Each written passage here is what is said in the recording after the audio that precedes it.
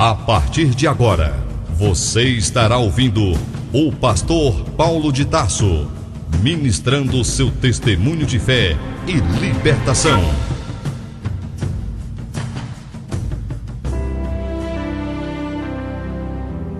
Por isso mesmo, Jesus se tem tornado fiador de superior aliança. Aquilo que eu devia, hoje não devo mais. Com este versículo, eu, pastor Paulo de Tarso, gostaria de cumprimentar a você com a gloriosa e perfeita paz do Senhor.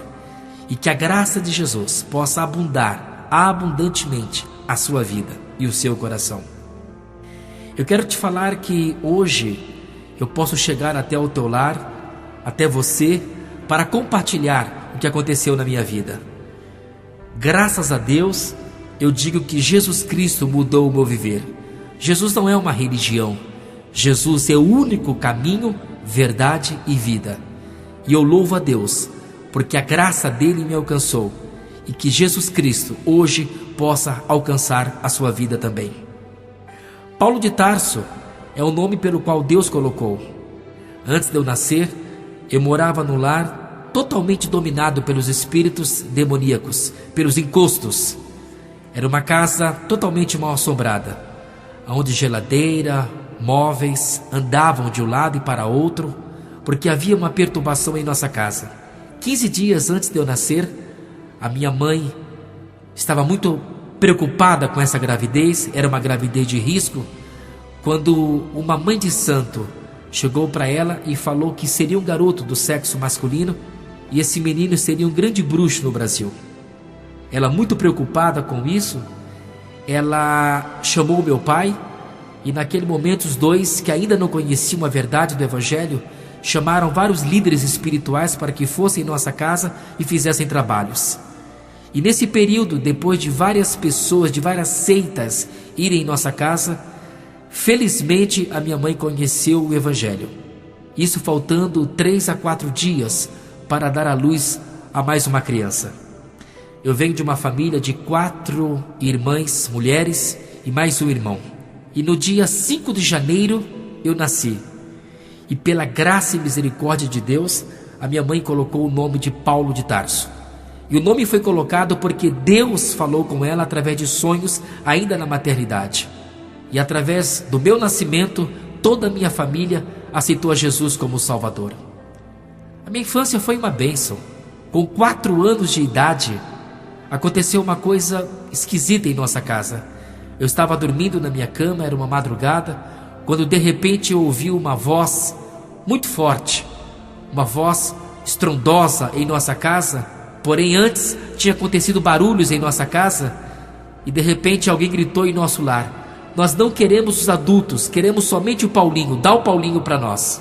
E naquele momento eu saí correndo da minha cama e fui para o quarto dos meus pais e eu falei: pai, tem alguém aqui em casa? E aquela voz de novo: queremos somente o Paulinho, dá o Paulinho para nós. E eu, muito preocupado, comecei a chorar. E eu lembro que meu pai gritou bem alto: eu sei quem está aqui. É vocês, são vocês, Satanás. É você, espírito das trevas. Mas saiba de uma coisa: há poder no sangue de Jesus. Cessou-se aquele barulho e eu voltei para o meu quarto e consegui dormir aquela noite.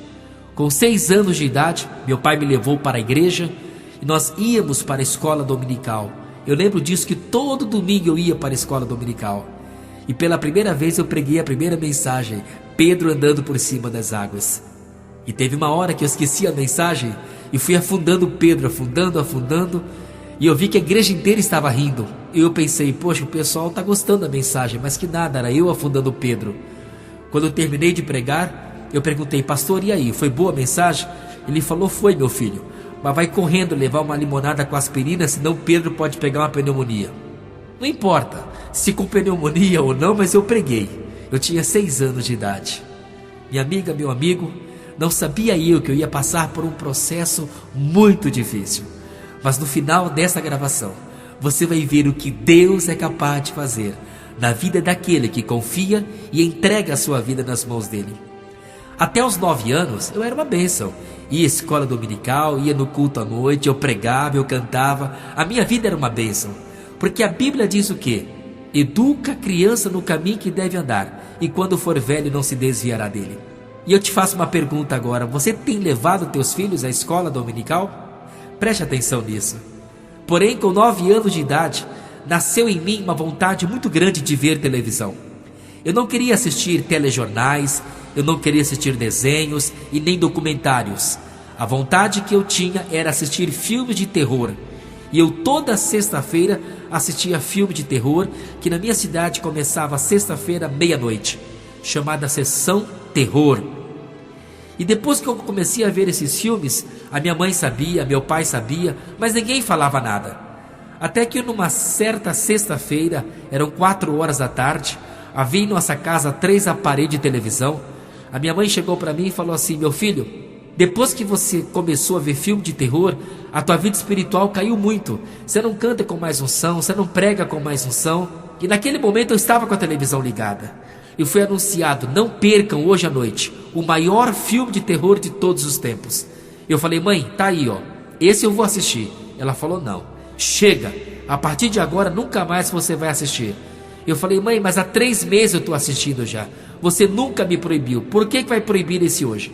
Ela falou: esse de hoje e nem outros mais você vai assistir. Eu falei: vou, mãe, e se você não deixar eu ver esse filme hoje à noite, eu vou te matar.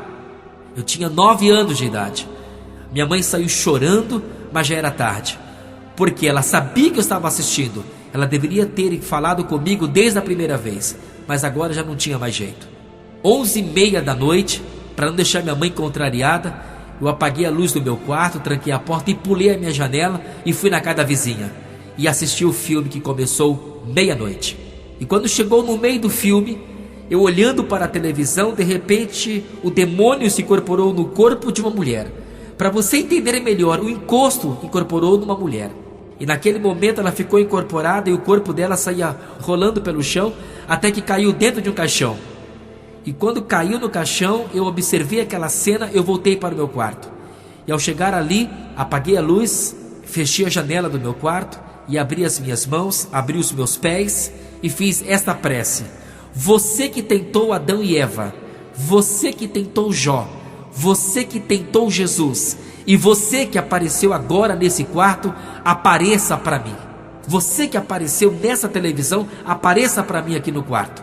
Eu preciso encontrar você. E eu fiquei de 1h da manhã até as 5 horas naquele quarto e nada aconteceu. Eu estava com 9 anos, minha amiga, meu amigo. 5 horas da manhã eu fui dormir triste, porque aquela entidade não teria aparecido para mim. 10 anos eu peguei uma calça e uma camisa e fui embora de casa para nunca mais voltar, exceto depois de convertido. Andando eu por uma rua, vinha vindo uma senhora morena, com umas roupas brancas, com os cordões coloridos no pescoço. Não sabia eu que eram entidades, os guias que ela usava. Aquela senhora era espírita. Ela chegou para mim e falou assim: oi, você não é o Paulinho? Falei: sou. Eu estou vendo em você uma grande mediunidade. Você precisa desenvolver. Eu falei: mas como que faz? Aparece no meu terreiro. Eu não queria mais voltar para casa. Moral da história: eu fui com aquela macumbeira, aquela mãe de santo, que na verdade chama-se zeladora de santo. E eu fiquei com aquela senhora durante 3 anos. Não ia mais à igreja, não cantava, não pregava mais, porque agora eu queria me encontrar com os encostos.